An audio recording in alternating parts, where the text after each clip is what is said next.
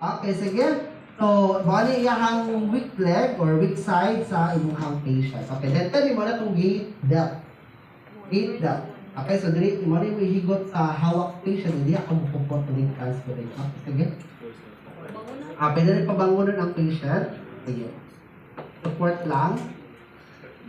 Okay. Sige, ask your patient, sir, baka nalipong. Okay. Okay, sige. Then, i-pivot na dayon, i-support iyahang yung sulok conducted. Sulok din ang kamot. Na. Then, ang kamot sa patient, dito sa imuhang na. Sige, i-apil lang isa kapil. Then, pivot. Okay, na. Okay, ayun sa ilaon. Ano lang. Okay, sige. Assuming nalipong ang patient. Sabi na, orthoscopic hypotension or postural hypotension.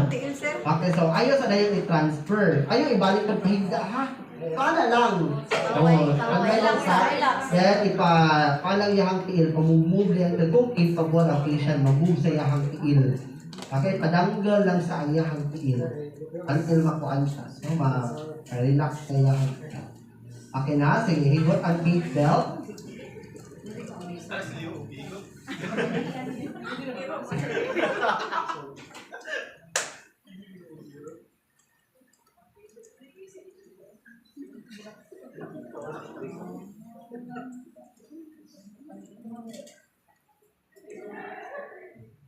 Okay. So, ano nito guys? Mounted to the weak side.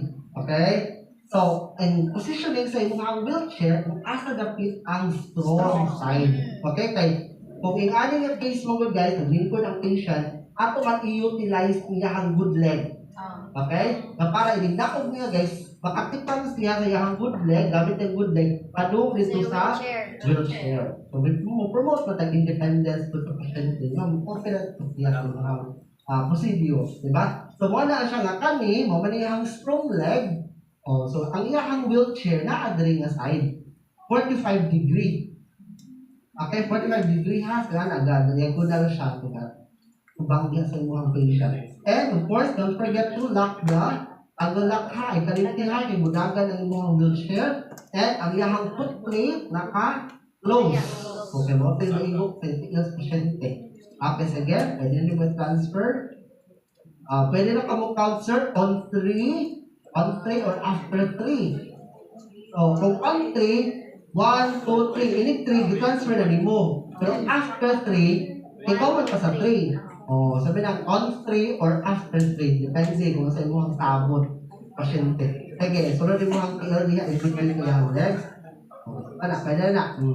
Then, ang kamot sa patient, guys, lang, kayo lang ipalak, ha? Kayo matubang pasyente, diba? Open mo. Yan lang ang posisyon. Okay? Sige, instruct sa iyong patient, sir. Ang good leg, sir, ikitang na dinhi, padungin niyo sa wheelchair. Then, i-feel ang edge. Kaning edge galing sa wheelchair. Kani ba? Kani ba? I-feel. Ha? Kung maka-feel na sa dili. Kung maka-feel na niya, nasa kayo numuling po. Okay, feel the edge of the wheelchair and also the armrest.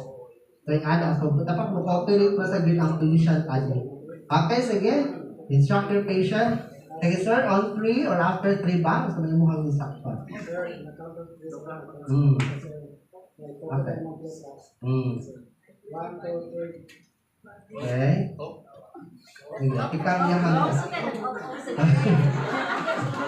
ikaw lang. Kaya naman sa partial weight bearing na siya, ikaw lang gamay. Ano? Okay. Sige, ayaw sa ipapa. Ano sa? Sir, na-feel mo ang edge sa wheelchair? Okay, sige. Hindi na before. Okay, so ano guys? Basta, atong principle na kung asa dapit ang good side at to dapit ang wheelchair. Mara gita guys. Okay, so dagang factors ng good guys, no? Ang build ng pasyente, kung dako kay pasyente, mag-lisod na sige pa. mag-lisod kita. So, dagat kayo pag-i-consider yun ba, no? Ang case niya,